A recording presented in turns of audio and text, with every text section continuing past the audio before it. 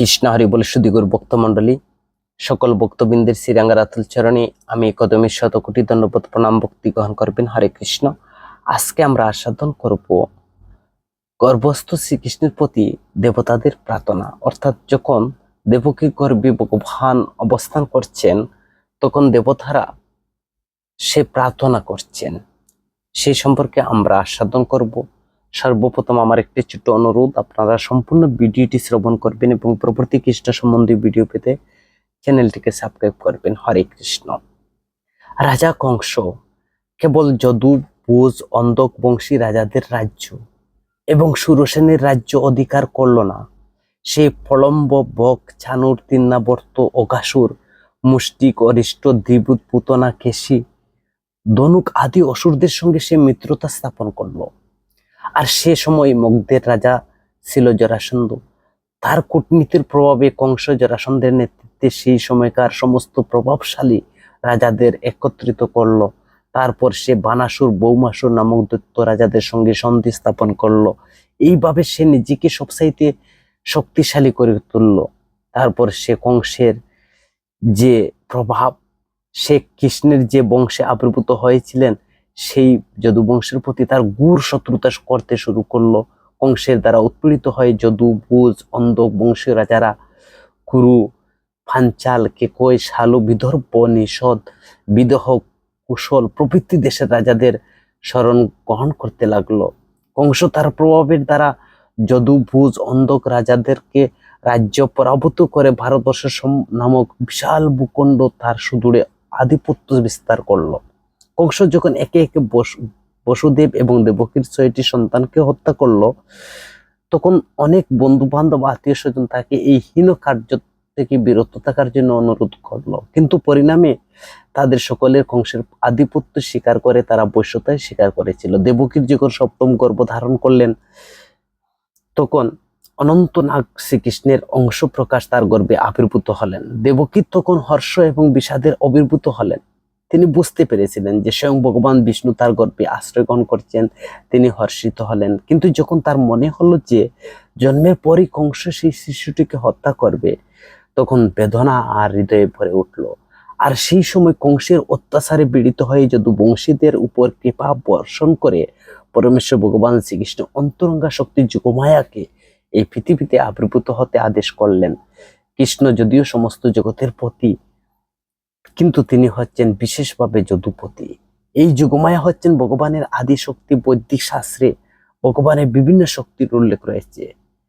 বিভিন্ন শক্তির অন্তরঙ্গা বহিরঙ্গা শক্তিরূপে কাজ করছে যোগমায়া। এই সমস্ত শক্তির আদি শক্তি। তিনি যোগমায়াকে অপূর্ব সুন্দর সমস্ত গাভীর দ্বারা অলঙ্কিত বৃন্দাবনে ব্রজভূমিতে আবির্ভূত হতে আদেশ দিলেন। বৃন্দাবনে বসুদেবের আরেক পত্নী রোহিণী নন্দ মহারাজ যখন যশোদা মহারানীর গৃহে অবস্থান করছিলেন, কেবল রোহিণী নয়, কংসের অত্যাচারে ভীত হয়ে যদু বংশের অনেকেই বিভিন্ন দেশে রাজ্য ছেড়ে বিভিন্ন জায়গায় অবস্থান করছেন। কেউ পর্বতের গুহায়ও বাস করছেন। ভগবান যোগমায়াকে বললেন, দেবকী এবং বসুদেবের যে কংসের কারাগারে অবরুদ্ধ হয়ে আছেন, আমার অংশ অবতার অনন্ত শেষ দেবকীর গর্ভে অবস্থান করছেন, তুমি গিয়ে দেবকীর গর্ভ থেকে শেষকে রোহিণীর গর্ভে স্থানান্তরিত করো। তারপর আমি স্বয়ং পূর্ণরূপে বৈভব সহ দেবকীর গর্ভে আবির্ভূত হব। আমি দেবকী এবং বসুদেবের পুত্র রূপে আবির্ভূত হব, আর তুমি বৃন্দাবনে নন্দ যশোদার কন্যা রূপে আবির্ভূত হবে। যেহেতু তুমি আমার ভগ্নী রূপে আবির্ভূত হবে, তাই পৃথিবীর সর্বত্র মানুষ নানা রকম মূল্যবান সামগ্রী, ধূপ, দীপ ইত্যাদি দিয়ে নিবেদন করে তোমার পূজা করবে। তুমি অবিলম্বে তারাদের ইন্দ্রিয় সুখ ভোগের বাসনা চরিতার্থ করবে। যে সমস্ত মানুষ জড় সুখের লাভের প্রতি আসক্ত হয়ে তারা তোমাকে দুর্গা, ভদ্রকালী, বিজয়া, বৈষ্ণবী, কুমুন্ডা, চণ্ডিকা, কৃষ্ণা, মাধবী, কন্যাক, মায়া, নারায়ণী, ঈশানী, শারদা, অম্বিকা রূপে পূজা করবে। শ্রীকৃষ্ণ এবং যোগমায়া পরম শক্তিমান পরাশক্তি ব্রাতা বগ্নি রূপে আবির্ভূত হলেন। যখন অপ্রাকৃত স্তরে শক্তি এবং শক্তিমানের বিশেষ কোনো ভেদ নেই, কিন্তু শক্তি সবসময় শক্তিমানের অধীন তত্ত্ব। তারা শক্তি পূজা করে যারা জড়বাদী, আর পরমার্থবাদীরা তারা শক্তিমানের পূজা করে। শ্রীকৃষ্ণ হচ্ছেন পরম শক্তিমান, আর দুর্গা হচ্ছে এই জড়জগতের তার পরাশক্তি। বৈদিক সংস্কৃতি মানুষের শক্তি এবং শক্তিমানের উভয় পূজা করে। বিষ্ণু দেবী হাজার হাজার মন্দির রয়েছে, অনেক সময় একসঙ্গেই তাদের পূজা হয়। শ্রীকৃষ্ণ বহিরাঙ্গ শক্তি দুর্গার উপাসকের অতি সহজে নানা রকম জড়জাগতিক সুখ লাভ করতে পারে। যিনি পারমার্থিক স্তরে উন্নীত হতে চান তাকে অবশ্যই কৃষ্ণের ভাবনার মাধ্যমে সর্বশক্তিমান শ্রীকৃষ্ণের আরাধনা করা কর্তব্য। ভগবান যোগমায়াকে এটা বললেন যে অনন্ত শেষ নামক তার পূর্ণ অবতার দেবকীর গর্ভে অবস্থান করছেন। রোহিণী গর্ভে বলপূর্বক আকৃষ্ট হয়েছিল বলে তাকে সংকর্ষণ বলা হয়। তিনি সমস্ত আধ্যাত্মিক শক্তির উৎস রূপে জীবকে রমন অর্থাৎ আনন্দ প্রদান করেন বলে তার আরেক নাম হবে বলরাম। উপনিষদে বর্ণনা করা রয়েছে যে বলরামের কৃপা ছাড়া কেউ পরমেশ্বর ভগবানের চরণ আশ্রয় বা কোনো রকম আত্মজ্ঞান লাভ করতে পারে না। বল কথাটির অর্থ শারীরিক শক্তি নয়, বা শারীরিক বলের দ্বারা পারমার্থিক পূর্ণতা লাভ করা যায় না। বল বা সংকর্ষণ কৃপার প্রভাবে আধ্যাত্মিক শক্তি লাভ হয়। ভগবান অনন্ত বা শেষ বিভিন্ন অবস্থানে তার সমস্ত গ্রহগুলোকে ধারণ করে আসছেন। আধুনিক বিজ্ঞানে এই ধারণ করার শক্তিকে মধ্যাকর্ষণ শক্তি বলা হয়, কিন্তু প্রকৃতপক্ষে একটি সংকর্ষণের বলের প্রকাশ। বলরাম বা সংকর্ষণ হচ্ছেন মূল আধ্যাত্মিক শক্তি বা আদি গুরু। তাই বলরাম অবতারে শ্রীমন নিত্যানন্দ প্রভু হচ্ছেন আদি গুরু, আর গুরুদেব হচ্ছেন পরমেশ্বর বলরামের প্রতিনিধি, যিনি আধ্যাত্মিক শক্তি দান করেন। চৈতন্য চরিতামৃতে বলা হয়েছে যে সদ্গুরু হচ্ছেন শ্রীকৃষ্ণের কৃপা প্রকাশ। পরমেশ্বর ভগবান দ্বারা এইভাবে আদিষ্ট হয়ে যোগমায়া ভগবানকে প্রদক্ষিণ করে তার আদেশ অনুসারে জড় জগতে আবির্ভূত হন। যখন সর্বশক্তিমান ভগবান দেবকীর গর্ভ থেকে রোহিণীর গর্ভে স্থানান্তরিত হলেন, তখন রোহিণী এবং দেবকী উভয় যোগমায়ার প্রভাবে আচ্ছন্ন ছিলেন। যোগমায়ার এই প্রভাবকে যোগনিদ্রা বলা হয়। দেবকীর গর্ভ থেকে এই সপ্তম সন্তানটি গর্ভ স্থানান্তরিত হওয়ার ফলে সকলেই মনে করলো যে দেবকীর গর্ভপাত হয়েছেন। এইভাবে বলরাম যদি দেবকীর গর্ভে এলেন, কিন্তু তিনি রোহিণীর গর্ভে স্থানান্তরিত হলে তার পুত্ররূপে আবির্ভূত হওয়ার জন্য। এই আয়োজনের পর পরমেশ্বর ভগবান শ্রীকৃষ্ণ, যিনি সর্বদা তার পূর্ণ শক্তি তার অনন্য ভক্তকে দান করতে প্রস্তুত, সমগ্র সৃষ্টির প্রভুরূপে বসুদেবের হৃদয়ে প্রবিষ্ট হলেন। এর থেকে বোঝা যায় শ্রীকৃষ্ণ বসুদেবের হৃদয় থেকে দেবকীর হৃদয়ে প্রবিষ্ট হলেন। তার গর্ভপ্রবেশে বীর্যের মাধ্যমে হয়নি। অচিন্ত শক্তির প্রভাবে ভগবান যে কোনোভাবে জন্মগ্রহণ করতে পারেন। তাকে একজন সাধারণ মানুষের মতো বীর্যের মাধ্যমে কোনো স্ত্রী গর্ভে প্রবেশ করতে হয় না। বসুদেব যখন ভগবানের স্বরূপকে তার হৃদয়ে ধারণ করেছিলেন, তখন তাকে সহস্র সূর্যের মতো উজ্জ্বল বলে মনে হচ্ছিল। বসুদেবের নির্মল হৃদয়ে বিরাজমান ভগবান পরমেশ্বর শ্রীকৃষ্ণ তখন অভিন্ন নন। যেখানে শ্রীকৃষ্ণ রূপে প্রকাশ হয় এবং বিশেষ করে হৃদয়ে তাকে ধাম বলা হয়। ধাম কেবল শ্রীকৃষ্ণ রূপের প্রকাশ হয় না, সেখানে তার নাম, তার রূপ, তার গুণ, তার পরিকর বৈশিষ্ট্য একসঙ্গে পর্যবসিত হয় বা প্রকাশিত হয়। ভগবানের নিত্যরূপ সমস্ত শক্তি সহ বসুদেবের হৃদয় থেকে দেবকীর হৃদয়ে স্থানান্তরিত হলো। ঠিক সেই সময় অস্তগামী সূর্যের রশ্মি পূর্ব দিগন্তে উদীয়মান চন্দ্রে প্রবেশ করে। বসুদেবের শরীর থেকে শ্রীকৃষ্ণের দেবকীর শরীরে প্রবেশ করলেন। যদিও তিনি সাধারণ জীবাত্মার সীমার অতীত, শ্রীকৃষ্ণের সঙ্গে নারায়ণ, নৃসিংহ, বলরাম, বরাহ বা বিভিন্ন অবতারের গণের থাকেন। কোনো অবস্থাতেই জড়জগতের বন্ধনের দ্বারা তারা আবদ্ধ নন। দেবকী অদ্বয় তত্ত্ব সমস্ত বিশ্ব চরাচরের পরম কারণ পরমেশ্বর ভগবানের আশ্রয় হলেন। তিনি কংসের কারাগারে অবরুদ্ধ ছিলেন, তাই তাকে দেখে বিমর্ষ মনে হলো।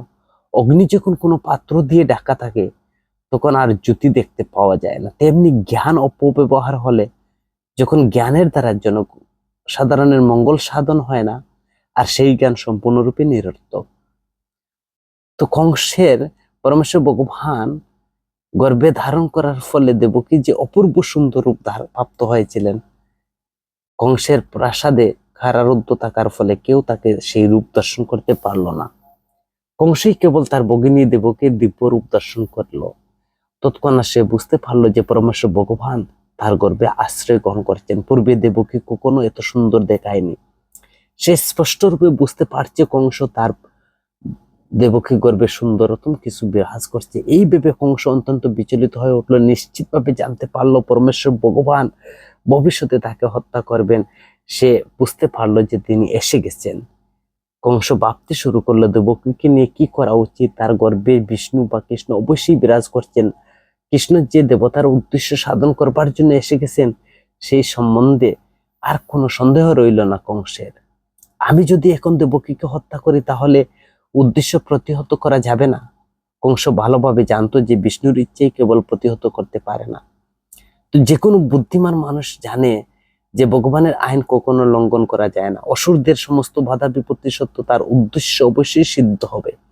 কংস ভাবতে লাগলো, যদি আমি এখন দেবকীকে হত্যা করি তাহলে বিষ্ণু তার ইচ্ছা প্রবলভাবে সম্পাদন করবে। আর এই সময় দেবকী হত্যা করা সবচেয়ে জঘন্য কাজ।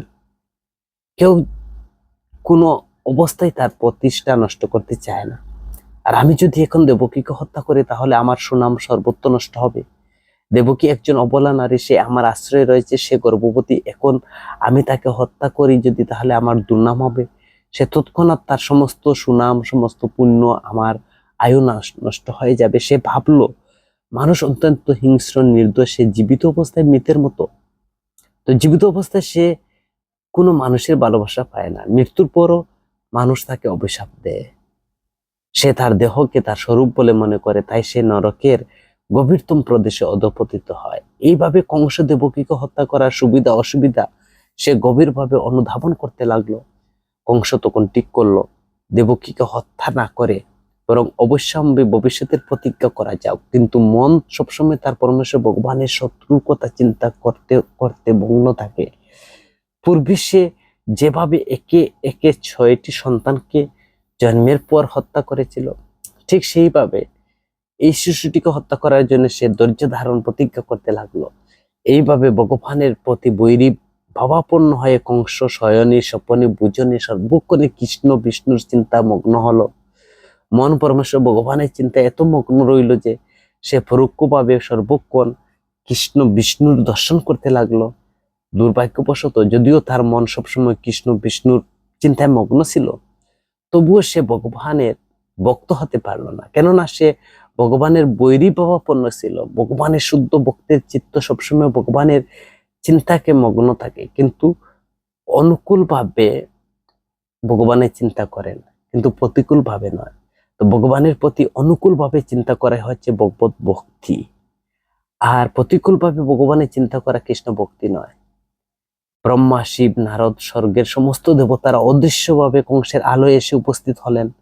সুন্দর সুন্দর শ্লোকের মাধ্যমে তারা ভগবানের মহিমা কীর্তন করতে লাগলেন, প্রার্থনা করতে লাগলেন। অতীব প্রিয় বলে কেউ প্রার্থনা করছেন, প্রার্থনা কীর্তনের ফলে সমস্ত ভক্তের মনোবাঞ্ছা পূর্ণ হচ্ছে। প্রথমে তারা ভগবানের সত্যব্রত বলে অভিনন্দন করছেন। ভগবদ গীতায় ভগবান বলছেন, পরিত্রাণাং সাধনাং বিনাশায় চ দুষ্কৃতম ধর্ম সংস্থাপনার্থে সম্ভামি যুগে যুগে। এটি হচ্ছে ভগবানের প্রতিজ্ঞা। দেবতারা বুঝতে পারলেন যে তারা এই প্রতিজ্ঞা পালনের জন্য পরমেশ্বর ভগবান দেবকীর গর্ভে আশ্রয় গ্রহণ করেছেন। তারা বুঝতে পেরে দেবতারা আনন্দ উৎফুল্ল হয়ে উঠলেন এবং তারা শ্রীকৃষ্ণকে সত্যম পরম বলে বন্দনা করছেন। সকলে পরম সত্য, সত্যের অনুসন্ধান করছেন, সকলেই সত্যকে জানতে চেয়েছেন। এই অনুসন্ধান হচ্ছে যথার্থ দর্শন। দেবতারা প্রচার করছেন পরমেশ্বর ভগবান হচ্ছেন পরম সত্য। তিনি সম্পূর্ণরূপে কৃষ্ণ ভাবনায় তিনি পরম সত্য উপলব্ধি করতে পারেন। শ্রীকৃষ্ণ হচ্ছেন পরম সত্য। অনন্তকালের 3টি স্তর রয়েছে, অতীত, বর্তমান, ভবিষ্যৎ। আপেক্ষিক সত্য কখনো তা সত্য নয়। শ্রীকৃষ্ণ অতীত, ভবিষ্যৎ, বর্তমান সর্ব অবস্থাতেই তিনি হচ্ছেন পরম সত্য। জড় জগতের সবকিছু মহাকালের দ্বারা নিয়ন্ত্রিত হচ্ছে। সৃষ্টির পূর্বে শ্রীকৃষ্ণ ছিলেন, সৃষ্টির পরেও সবকিছু শ্রীকৃষ্ণকে আশ্রয় করে বিরাজ করে। সৃষ্টি যখন ধ্বংস হয়ে যাবে তখন শ্রীকৃষ্ণ থাকবেন। তাই সর্ব অবস্থাতে তিনি হচ্ছেন পরম সত্য। আর এই জগতে যদি কোনো সত্য থেকে থাকে তাহলে পরম সত্যই শ্রীকৃষ্ণ থেকে উদ্ভূত। এই জগতে যদি কোনো ঐশ্বর্য থাকে সেই ঐশ্বর্যের কারণ হচ্ছেন শ্রীকৃষ্ণ। এই জগতে যদি কোনো যশ থাকে সেই যশের কারণ হচ্ছে শ্রীকৃষ্ণ। এই জগতে যদি কোনো বীর্য থাকে সেই বীর্যের কারণ হচ্ছেন শ্রীকৃষ্ণ। এই জগতে যদি কোনো জ্ঞান থাকে তার সেই জ্ঞানের কারণে হচ্ছেন শ্রীকৃষ্ণ। সব রকম আপেক্ষিক সত্যের উৎস হচ্ছেন পরমেশ্বর ভগবান শ্রীকৃষ্ণ, যিনি এই জগতের পরম নিয়ন্ত্রণ। এই জগৎ কৃতি অপ তেজ, মরুদ, বুম, এই 5টি উপাদান দ্বারা গঠিত। এই 5টি উপাদান শ্রীকৃষ্ণ থেকে উদ্ভূত। জড়বিজ্ঞানীরা জগতে প্রকাশের কারণ রূপ 5টি উপাদানকে স্বীকার করেন। সমস্ত সূক্ষ্ম স্থূল উপাদান দ্বারা শ্রীকৃষ্ণ সৃষ্টি করেছেন। এই জড়জগতে কর্মরত সমস্ত জীবই ভগবানের তটস্থা শক্তি সম্ভূত। ভগবদ গীতার সপ্তম অধ্যায়ে স্পষ্টভাবে বলা হয়েছে সমস্ত জড়া প্রকৃতি পরমেশ্বর ভগবান শ্রীকৃষ্ণের পরা অপরা শক্তির সমন্বয়ে ফলে উদ্ভূত হয়েছে। জীব ভগবানের পরা প্রকৃতি সম্ভূত আর জড়জগতের সমস্ত অপরা শক্তি সম্ভূত। সুপ্ত অবস্থায় সবকিছু শ্রীকৃষ্ণ অবস্থান করছেন। দেবতারা জড়া প্রকৃতি তত্ত্ব বিশ্লেষণ করে পরমেশ্বর ভগবান শ্রীকৃষ্ণের স্তব করতে লাগলেন। এই জড়া প্রকৃতি কি? এটি একটি বৃক্ষের মতো, একটি বৃক্ষ জমির উপর দাঁড়িয়ে রয়েছে, ঠিক তেমনি এই জড়জগৎ রূপী বৃক্ষটি জড়া প্রকৃতির ভূমির উপর দাঁড়িয়ে রয়েছে। জড়জগতে বৃক্ষের সঙ্গে তুলনা করা হয়েছে, কেননা এক সময় বৃক্ষ কেটে ফেলা হবে। বৃক্ষ কথাটির অর্থ হচ্ছে যা এক সময় কেটে ফেলা হবে। জড়জগৎ রূপী বৃক্ষটি কখনো সত্য বলে স্বীকার করা যায় না। জড়জগতের প্রকাশ হয় খালের প্রভাবে, কিন্তু শ্রীকৃষ্ণ রূপ হচ্ছে নিত্য। জড়জগৎ বর্তমান থাকার কালেও তিনি রয়েছেন, প্রলয়ের পরেও তিনি থাকবেন। কত উপনিষদে বর্ণনা করা রয়েছে জড়জগতে বৃক্ষের সঙ্গে তুলনা করা হয়েছে, যা জড়া প্রকৃতিরূপী ভূমির উপর দাঁড়িয়ে আছে।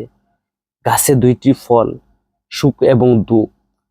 আর এই বৃক্ষের 2টি পাখি বাস করে। তাদের একটি হচ্ছে সমস্ত জীবের হৃদয়ে শ্রীকৃষ্ণ পরমাত্মা রূপে, অন্যটি হচ্ছে জীবাত্মা।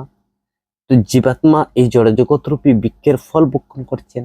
কখনো সে সুখী রূপে ফল ভক্ষণ করে, আবার কখন দুঃখী রূপে ফল ভক্ষণ করে। কিন্তু অন্য প্রকৃতি সুখ দুঃখ কোনো ফল খাচ্ছে না, সেখানে তিনি আত্মারাম। কত উপনিষদে বর্ণনা করা হয়েছে একটি পক্ষী সেই বৃক্ষের ফল ভক্ষণ করছে, আর অন্য পক্ষীটি সাক্ষী রূপে তার ফল ভক্ষণ দর্শন করছেন। এই বৃক্ষের মূল 3টি প্রসারিত হয়, 3 দিকে মূল প্রসারিত হয়। বৃক্ষের মূল জড়া প্রকৃতি, 3টি গুণ হচ্ছে সত্য রজতম। বৃক্ষের মূল যেভাবে প্রসারিত হয় ঠিক সেইভাবে জড়া প্রকৃতির গুণগুলোর সঙ্গে সঙ্গে সঙ্গ করার ফলে জড় জীবনের স্থায়িত্ব বর্ধিত করে। এর ফলে 4 রকম ধর্ম অর্থ কাম মুখ্য ভিন্ন ভিন্ন রূপে জড়া প্রকৃতির গুণগুলো সঙ্গ করার ফলে ভিন্ন ভিন্ন ভাবে ধর্ম অর্থ কাম মুখ্যের আস্বাদন করে থাকে। প্রকৃতপক্ষে জড়জগতের সব কর্মই তমগুণের দ্বারা সম্পাদিত হয়ে থাকে। যেহেতু 3টি গুণ আছে, কখনো কখনো তমগুণ সত্য রজত গুণের সঙ্গে মিশ্রিত হয়ে থাকে।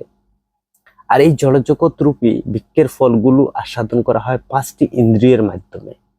আর এই 5টি ইন্দ্রিয়, জ্ঞানেন্দ্রিয় 6 রকমের কষাঘাত খেয়ে থাকে। তারা হচ্ছে সুখ মোহ জড়া ভেদি ক্ষুধা তৃষ্ণা। আর এই জড় শরীর বা জড়জগতের 7টি আবরণ আচ্ছাদিত রয়েছে, সেটি হচ্ছে ত্বক পেশি মাংস মেদ অস্থি মজ্জা বীর্য। আর এই গাছের শাখা হচ্ছে 8টি: মাটি জল অগ্নি বায়ু আকাশ মন বুদ্ধি অহংকার। আর এই শরীরে 9টি ধার রয়েছে: 2টি চোখ 2টি কান 2টি নাক 1টি মুখ 1টি উপস্থ 1টি বায়ু। শরীরের অভ্যন্তরে প্রাণ অপান সমান উদ্যান বেন বায়ু ইত্যাদি 10 রকমের বায়ু রয়েছে। যে 2টি পাখি গাছে বসে আছে তাদের কথা আগেই বলা হয়েছে, জীবাত্মা এবং পরমাত্মা। তো জড়জগতের সৃষ্টির মূল কারণ হচ্ছেন পরমেশ্বর ভগবান শ্রীকৃষ্ণ। বিষ্ণু সত্যগুণে পরিচালনা করেন, রজগুণে ব্রহ্মা, তমগুণে শিব। রজগুণের প্রভাবে ব্রহ্মা এই জড়জগৎ সৃষ্টি করেন, বিষ্ণু সত্যগুণের দ্বারা এই জগৎ পালন করেন, মহাদেব শিব তমগুণের দ্বারা সৃষ্টি ধ্বংস করেন। সমস্ত সৃষ্টি পরমেশ্বর ভগবানকে আশ্রয় করে বিরাজ করছেন। তিনি হচ্ছেন সৃষ্টি স্মৃতি প্রলয়ের কারণ। প্রলয়ের পরে যখন সব কয়টি উপাদান সূক্ষ্মরূপে অবস্থান করবে, তখন তারা পরমেশ্বর ভগবানের শক্তিরূপে ভগবানের শক্তি বিরাজ করবেন। দেবতারা ভগবানের স্তব করতে লাগলেন। এখানে পরমেশ্বর ভগবান শ্রীকৃষ্ণ এই জগৎ পালন করার জন্য আবির্ভূত হচ্ছেন। প্রকৃতপক্ষে সর্ব কারণের পরম কারণ এক এবং অদ্বিতীয়। কিন্তু অল্প বুদ্ধি সম্পন্ন মানুষেরা মায়ার দ্বারা মোহিত হয়ে মনে করে যে এই জড়জগৎ বিভিন্ন কারণের প্রভাবে প্রকাশিত হচ্ছে। কিন্তু যারা বুদ্ধিমান তারা জানে সর্বকারণের পরম কারণ হচ্ছেন পরমেশ্বর ভগবান শ্রীকৃষ্ণ। যে কথা ব্রহ্মসংহিতায় বলা হয়েছে ঈশ্বর পরম কৃষ্ণ সচ্চিদানন্দ বিগ্রহ অনাদি রাধি গোবিন্দ সর্বকারণে কারণ পরমেশ্বর ভগবান শ্রীকৃষ্ণ হচ্ছেন সর্ব কারণের পরম কারণ। ব্রহ্মা হচ্ছেন সৃষ্টি কাজে নিয়োজিত, তার প্রতিনিধি মহেশ্বর হচ্ছেন ধ্বংস কার্য সম্পাদন করার জন্য শ্রীকৃষ্ণের প্রকাশ। দেবতারা প্রার্থনা করছেন, হে প্রিয়তম ভগবান, পরম পুরুষ রূপে তোমার শাশ্বত স্মরণ স্বরূপ, তোমার স্বরূপ উপলব্ধি করা অত্যন্ত কঠিন।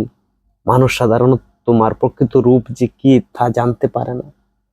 তুমি স্বয়ং আবির্ভূত হয়ে তোমার নিত্য শাশ্বত আদি রূপ দর্শন করবার জন্য অবতরণ করছো।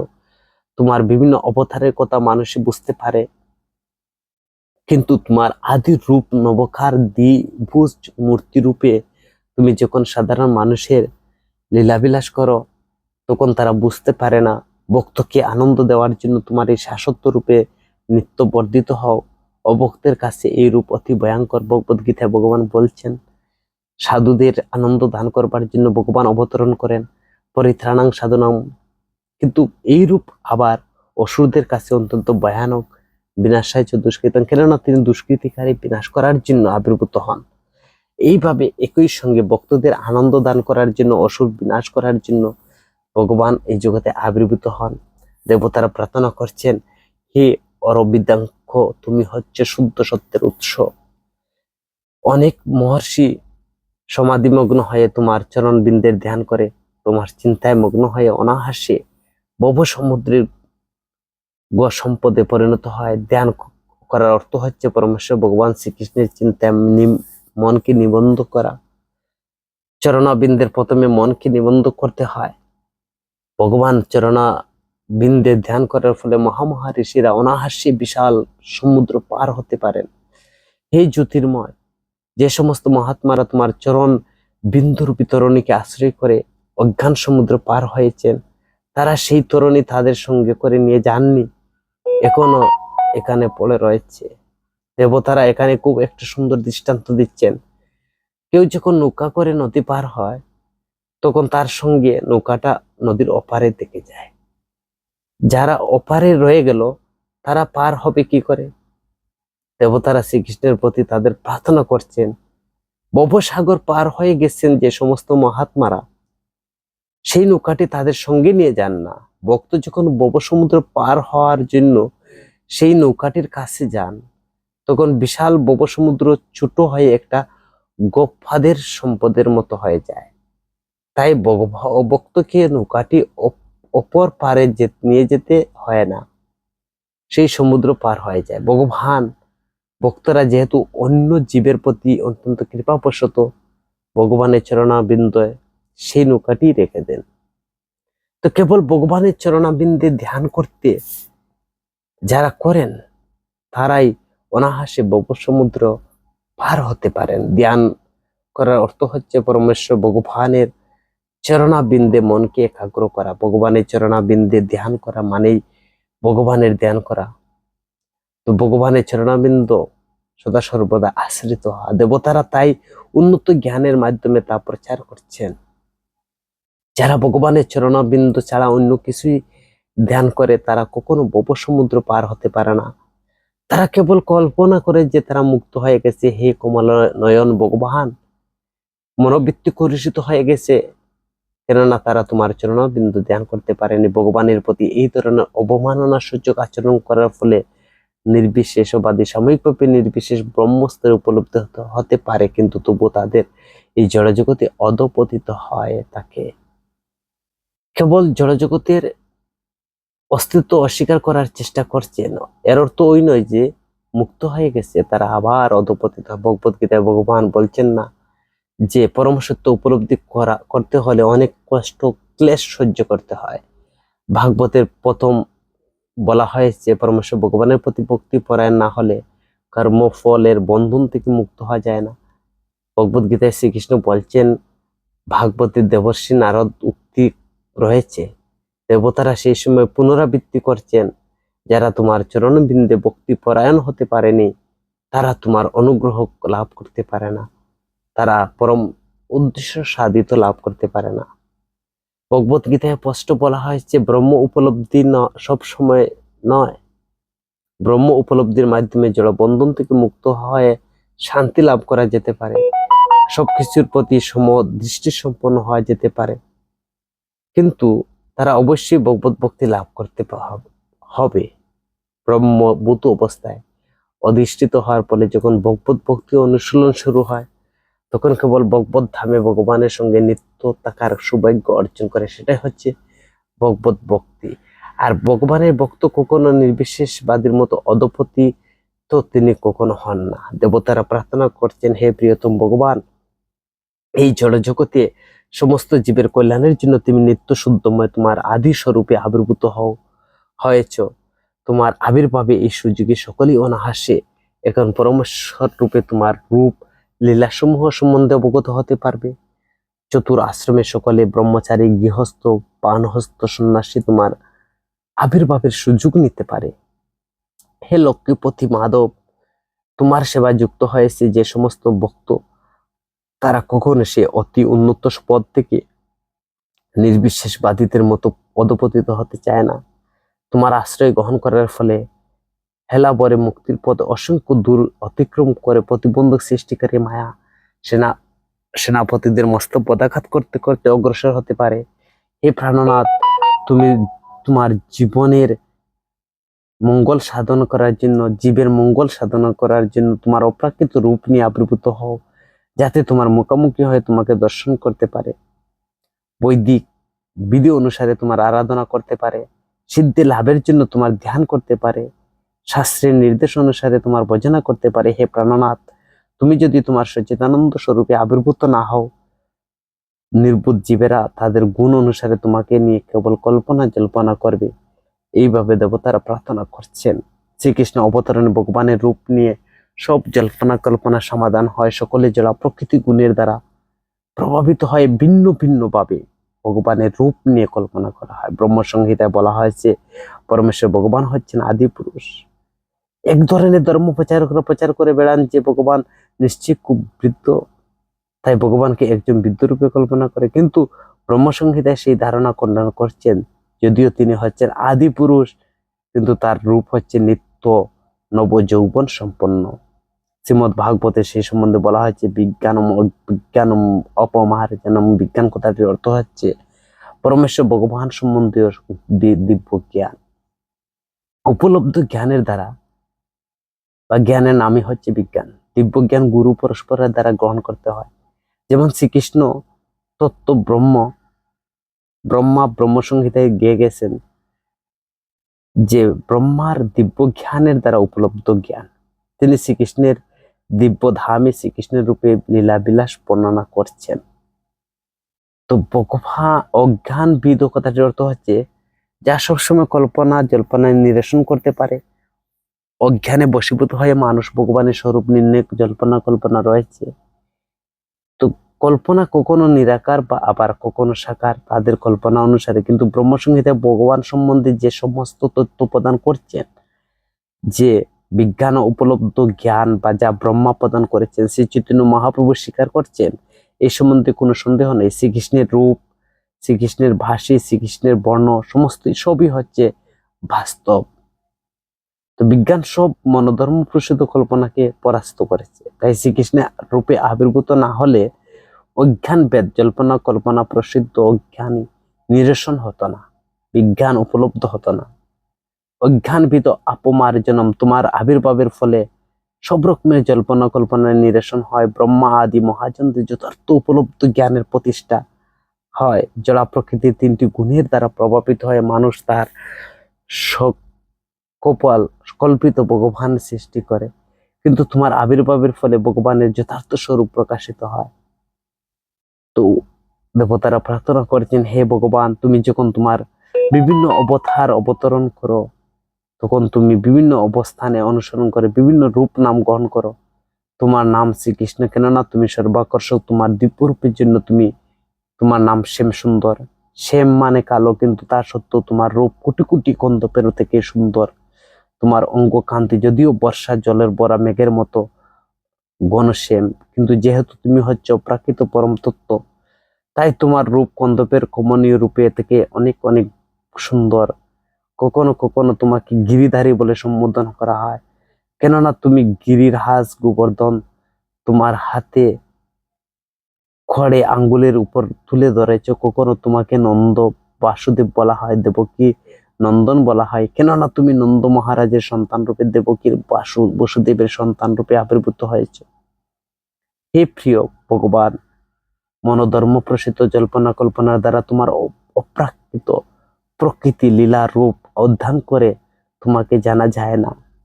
ভক্তি সহকারে তোমার সেবা করার মাধ্যমে অপ্রাকৃত প্রকৃতি নাম রূপ লীলা, তোমার সেবা করার মাধ্যমে অপ্রাকৃত প্রকৃতি সবকিছু গুণাবলী সম্বন্ধে জানতে অবগত হওয়া যায়। প্রকৃতপক্ষে তোমার সেবায় আসক্তি লাভ করলে কেবল তোমার প্রকৃতি তোমার লীলা জানা যায়। অন্যরা কোটি কোটি বছর ধরে কল্পনা করে যেতে পারে, কিন্তু তা তোমার প্রকৃত রূপ সে লাভ করতে পারে না। অভক্তরা কখনো শ্রীকৃষ্ণকে জানতে পারে না। যুগমায়ার যবনিকার দ্বারা শ্রীকৃষ্ণের রূপের আচ্ছাদিত।